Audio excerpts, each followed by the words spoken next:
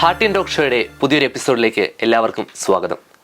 ഇന്ന് നമ്മളോടൊപ്പം heart and talk ഷോയിൽ ചേരുന്നത് ദീർഘകാലം SHലെ ഹിന്ദി അധ്യാപകനായും അഡീഷണൽ ലാംഗ്വേജ് ഡിപ്പാർട്ട്മെന്റ് HOD ആയും സേവനമനുഷ്ഠിച്ച ടോം വർഗീസ് സാറാണ്. സാർ നമസ്കാരം.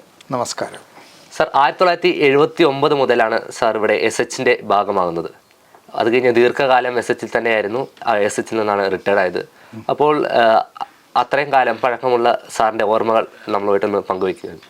ഒരു അധ്യാപകനായിട്ട് ഞാൻ ജീവിതം ആരംഭിക്കുന്നത് കൊച്ചിൻ യൂണിവേഴ്സിറ്റിയിലാണ്. 1975 കൊച്ചിൻ യൂണിവേഴ്സിറ്റി ഹിന്ദി ഡിപ്പാർട്ട്മെൻറ്റിൽ അധ്യാപകനായിരുന്നു. 4 വർഷം അവിടെ അധ്യാപന വൃത്തി നടത്തിയതിന് ശേഷമാണ് ഞാൻ 79 തേവര കോളേജിൽ വരുന്നത്. റിട്ടയർമെൻറ്റിന് ശേഷവും ഞാൻ കണ്ടിന്യൂ ചെയ്തു. 2023 സെപ്റ്റംബർ 30 ഞാൻ വിരമിക്കുന്നത്. അങ്ങനെ ദീർഘകാലമായ അവസാനത്തെ 10 കൊല്ലം ഇവിടുത്തെ ഇഗ്നോയുടെ കോർഡിനേറ്ററായിരുന്നു. Last 10 years. സാർ ആദ്യകാലങ്ങളിൽ SHൽ ഉണ്ടായിരുന്ന ഓർമ്മകൾ എങ്ങനെയാണ്? അതായത് 1979 കാലങ്ങളാണ്. ഒത്തിരി ടെക്നോളജികളൊന്നും വികസിച്ചിട്ടില്ല, ഒത്തിരി നമുക്ക് അതിനൂതന സാങ്കേതിക വിദ്യകളൊന്നും വന്നിട്ടില്ല. അപ്പോൾ ആ ഒരു സമയത്തുള്ള SH കോളേജിൻ്റെ ഇതെങ്ങനെയായിരുന്നു? ഇപ്പോഴുള്ളതിനേക്കാളും വളരെ ടോട്ടൽ ഒരു ഡിഫറൻ്റ് ആയിട്ടുള്ളൊരു സിറ്റുവേഷനായിരുന്നു അത്. അധ്യാപകരുടെ ഇടയിലുള്ള അവരുടെ കൂട്ടായ്മയും അതുപോലെ തന്നെ പ്രവർത്തനങ്ങളിലും വളരെ വർദ്ധിച്ചതായിരുന്നു. ഉദാഹരണമായിട്ട് അധ്യാപകരുടെ കലാപരമായിട്ടുള്ള പരിപാടികളൊക്കെ 1981 അധ്യാപകരെല്ലാം കൂടി ഒരു ഇംഗ്ലീഷ് നാടകം അവതരിപ്പിക്കുകയുണ്ടായി. അതുപോലെ തന്നെ അതായത് മാക്ബത്ത് എന്ന് പറയുന്ന ഇംഗ്ലീഷ് നാടകം അധ്യാപകരെല്ലാം സജീവമായിട്ട് പങ്കെടുത്തു. അതുപോലെ തന്നെ കലാപരമായിട്ടുള്ള പല കാര്യങ്ങളും ചെയ്തിരുന്നു. അതിന് ഒരു പ്രത്യേകതമായിട്ട് നമ്മൾ ഓർക്കാനുള്ളത് 76 മുതൽ 82 വരെ പ്രിൻസിപ്പലായിരുന്ന ഫാദർ മത്തായി ആർക്കൈഞ്ചൽ, അദ്ദേഹം ഫിസിക്സ് ഡിപ്പാർട്ട്മെൻറ്റിലെ പ്രൊഫസറായിരുന്നു. അദ്ദേഹം ഈ കലാപരമായ എല്ലാ കാര്യങ്ങളും വളരെയധികം പ്രോത്സാഹനം നൽകിയിരുന്നു. അദ്ദേഹത്തിൻ്റെ കാലത്താണ് അധ്യാപകർക്ക് ഒരു ടൂർ പ്രോഗ്രാം നടപ്പിലാക്കുന്നത്. അച്ഛൻ്റെ കാലത്താണ് അധ്യാപകർ ടൂർ പ്രോഗ്രാമിന് പോയിരുന്നു. അദ്ദേഹത്തിൻ്റെ കാലത്താണ് ഈ കലാപരമായിട്ടുള്ള കാര്യങ്ങൾ നാടകമൊക്കെ അവതരിപ്പിച്ചത്. അതുപോലെ തന്നെ കൂടുതൽ കൂട്ടായ്മയോടുകൂടിയും കൂടുതൽ സാമൂഹ്യ സേവനങ്ങളുമൊക്കെ നടത്തിയിരുന്നു. ഇപ്പോൾ കാലം മാറി. ഞാനിതിപ്പോൾ 79 എന്ന് പറയുമ്പോൾ ശരിക്കും 45 വർഷത്തോളം ആകുന്നു. അതിനു മുമ്പിലുള്ള കാലമാണ്. അപ്പം നമ്മളുടെ ഇപ്പോഴത്തെ പരിസ്ഥിതിയെക്കാളും വളരെ വ്യത്യസ്തമായ പരിസ്ഥിതിയായിരുന്നു. ഇവിടെ 75 ഒരു മിക്സഡ് കോളേജായിട്ട് ഇവിടെ വരുന്നത്. അതുവരെ മുഴുവൻ ആൺകുട്ടികളായിരുന്നു. അതുകൊണ്ട് മിക്സഡ് കോളേജ് വന്നതിന് ശേഷം വാസ്തവത്തിൽ വലിയൊരു മാറ്റം വിദ്യാർത്ഥികളുടെ ഇടയിൽ തന്നെ വന്നിട്ടുണ്ട്. കാരണം അവരുടെ വിദ്യാർത്ഥിനികളുടെ കൂട്ടായ പ്രവർത്തനം വളരെ എന്തുസാസ്യത്തോടു കൂടി അവരത് നടത്തി. അതൊരു വലിയ നേട്ടമായിരുന്നു. അതല്ലെങ്കിൽ പ്രത്യേകമൊന്നുമില്ലാതെ ഒരു ഉഴപ്പൻ മട്ടിൽ ആൺകുട്ടികളൊക്കെ നടക്കുകയായിരുന്നു. ഇപ്പോൾ അവർക്ക് കൂട്ടുകിട്ടി. അതുപോലെ തന്നെ വളരെ ക്രിയേറ്റീവായിട്ട് അവർ പ്രവർത്തിച്ചു. അത് വലിയ കാര്യമായിരുന്നു.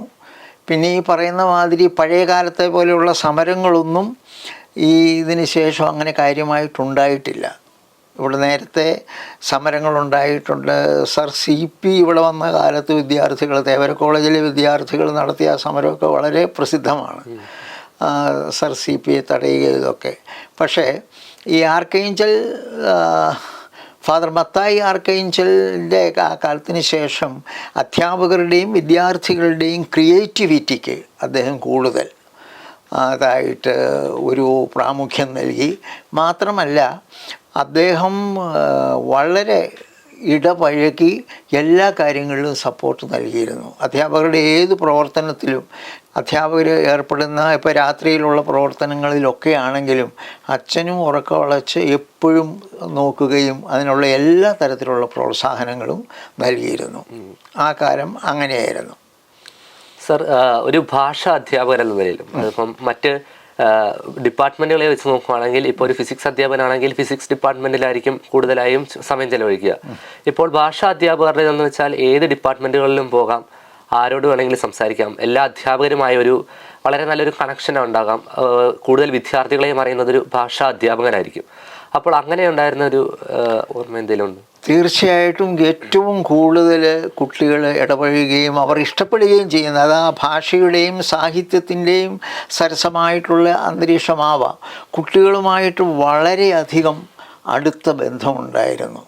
അവരേത് കാര്യത്തിനും നമ്മൾ ഏത് കാര്യത്തിനാണേലും അവർ മുന്നോട്ട് വന്നിരുന്നു. അതായത് 2000-ലാണ് നമ്മൾ പ്രീ ഡിഗ്രി അവസാനിപ്പിക്കുന്നത്. ഈ 2000 വരെ എന്ന് വെച്ച് കഴിഞ്ഞാൽ ഈ ഡിഗ്രി സ്റ്റുഡൻസിനേക്കാളും ഭയങ്കര എന്തൂസിയാസം കാണിച്ചുകൊണ്ടിരുന്നതും ടീച്ചേഴ്സിനോട് അറ്റാച്ച്മെൻ്റ് ഉണ്ടായിരുന്നതും പ്രീ ഡിഗ്രി സ്റ്റുഡൻസിനായിരുന്നു. അവർ വളരെയധികം അവരുടെ അധ്യാപകരോടുള്ള ആ സ്നേഹവും കാര്യങ്ങളൊക്കെ പ്രത്യേകം എടുത്തു പറയേണ്ടതാണ്. ശരിക്കും പ്രീ ഡിഗ്രി സ്റ്റുഡൻസ് അവർ പോയതിന് ശേഷം ഈ അടുത്ത കാലത്ത് തന്നെ അവർ പലപ്പോഴും പഴയ കൂട്ടായ്മകളൊക്കെ നടത്തുന്നുണ്ട്. കഴിഞ്ഞ ഡിസംബറിൽ ഈ പ്രീ ഡിഗ്രി സ്റ്റുഡൻസ് ഇവിടെ ഒരു കൂട്ടായ്മ നടത്താനായിട്ട് ഡിസംബറിൽ ഇത് നടത്തുന്നതിന് വേണ്ടി 3 മാസം മുമ്പ് തന്നെ എനിക്ക് ദുബായിൽ നിന്നും ഫോൺ വന്നു. ഒരു 3 മാസം മുമ്പ് തന്നെ. എന്നിട്ട് പറഞ്ഞു, സാർ എന്നെ പഠിപ്പിച്ചതാണ് ടോം റീസ് സാറല്ലേ, അപ്പോൾ ഞങ്ങൾ ഇങ്ങനെ ഒരു പരിപാടി നടത്താൻ ഉദ്ദേശിക്കുന്നുണ്ട്. നേരത്തെ അറിയിക്കുന്നത് എല്ലാവരുടെയും സജീവ പങ്കാളിത്തത്തിന് വേണ്ടിയാണ്.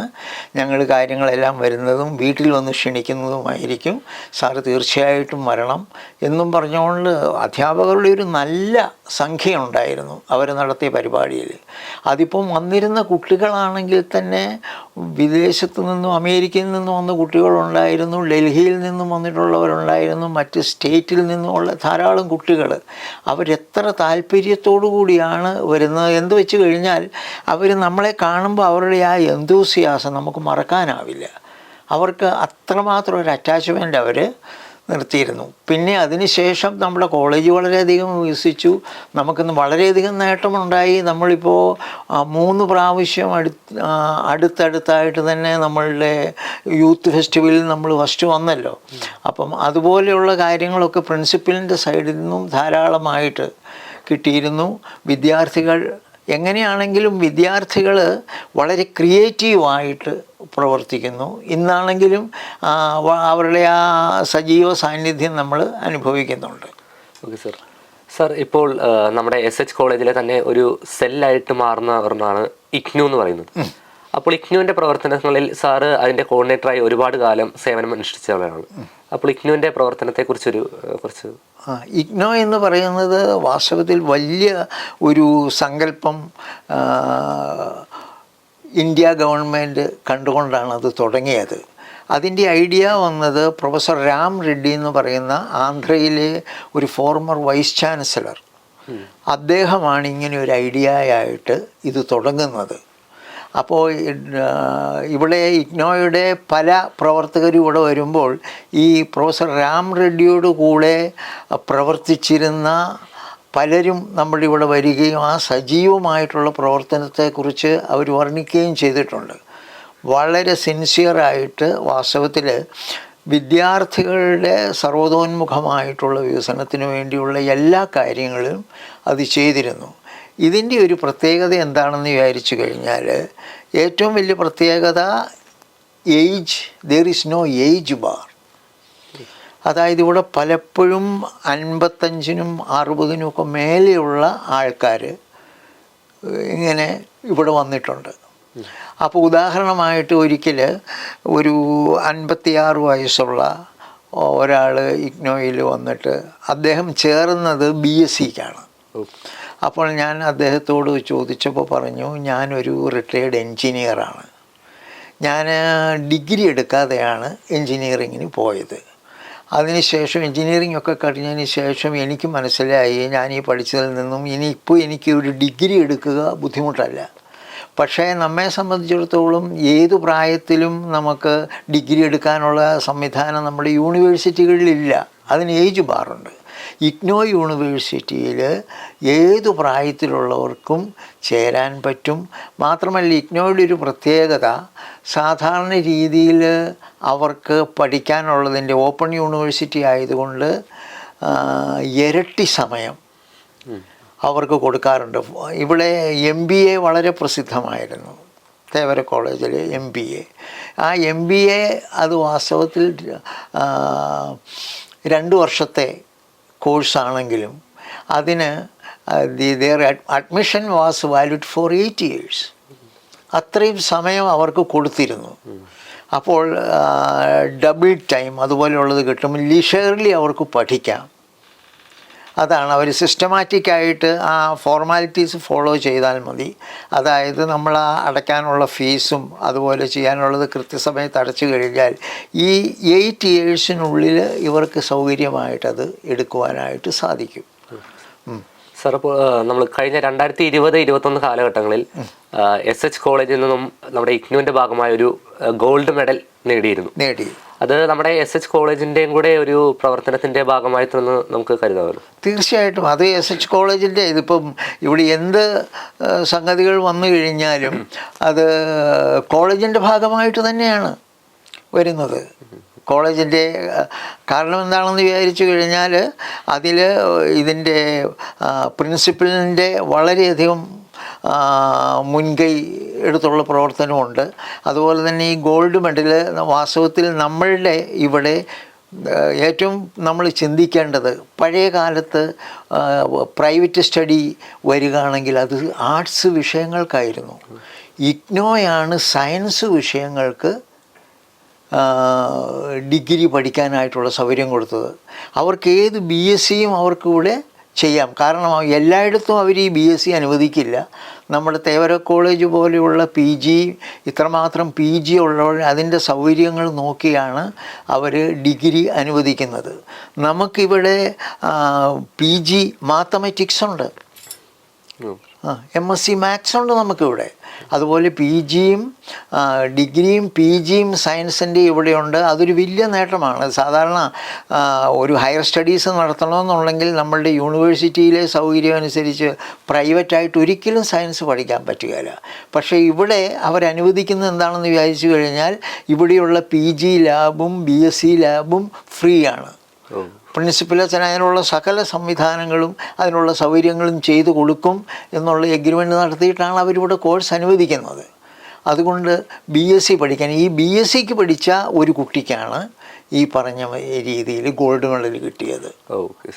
അത് പ്രത്യേകം നമ്മൾ ചിന്തിക്കേണ്ടതാണ്. സയൻസിൽ അതിന് ഗോൾഡ് മെഡൽ കിട്ടി. അന്ന് ഓൾ ഇന്ത്യ ലെവലിൽ 11 ഗോൾഡ് മെഡലായിരുന്നു ഉണ്ടായിരുന്നത്. അതിൽ നമ്മളുടെ ഈ സൗത്തിൽ നിന്ന് ഈ പറഞ്ഞതുപോലെ ഈ നമ്മളുടെ ഈ ഇഗ്നോയുടെ ഈ തേവര കോളേജിൽ നിന്നുള്ള ആ കുട്ടിക്കാണത് ലഭിച്ചത്. അത് അതിൻ്റെ സാധാരണ കോൺവെക്കേഷൻ നടത്തുന്നത് ഡൽഹിയിൽ വെച്ചാണ്. ഡൽഹിയിൽ വെച്ച് കോൺവെക്കേഷൻ നടത്തുന്ന അതേ സമയത്ത് എല്ലാ സ്റ്റഡി സെൻറ്റേഴ്സിലും അത് ഓൺലൈനായിട്ട് ഇവിടുത്തെ കുട്ടികൾ കണ്ടുകൊണ്ടിരിക്കും. ഇവിടുത്തെ കോൺവെക്കേഷൻ നടക്കുന്ന ഒരു 11 മണിക്ക് ഡൽഹിയിലെ കോൺവെക്കേഷൻ നടന്നു കഴിഞ്ഞാൽ ചീഫ് ഗസ്റ്റ് നമ്മളുടെ രാഷ്ട്രപതിയാണ്. അപ്പോൾ ഈ സമ്മാനദാനം നിർവഹിക്കുന്നതും രാഷ്ട്രപതിയാണ് നേരിട്ട് ഈ ഗോൾഡ് മെഡൽ. പിന്നെ സർട്ടിഫിക്കറ്റ്സ് അവിടുത്തെ വൈസ് ചാൻസലറും ബാക്കി ആൾക്കാരും ഒക്കെ സർട്ടിഫിക്കറ്റ്സ് കോൺവെക്കേഷന് കൊടുക്കും. അതിന് ശേഷം അവിടുത്തെ ഒരു 2 മണിയോടുകൂടി അവിടുത്തെ പ്രോഗ്രാം കഴിയുന്നതിന് ശേഷം നമ്മളുടെ ഇവിടെയുള്ള റീജിയണൽ സെൻറ്റർ ഈ പ്രോഗ്രാമിലൂടെ കോൺവെക്കേഷൻ നടത്തും. ഇവിടെയും പ്രത്യേക വേഷവിധാനങ്ങളോടുകൂടി കുട്ടികൾ ആ സർട്ടിഫിക്കറ്റ് വാങ്ങും.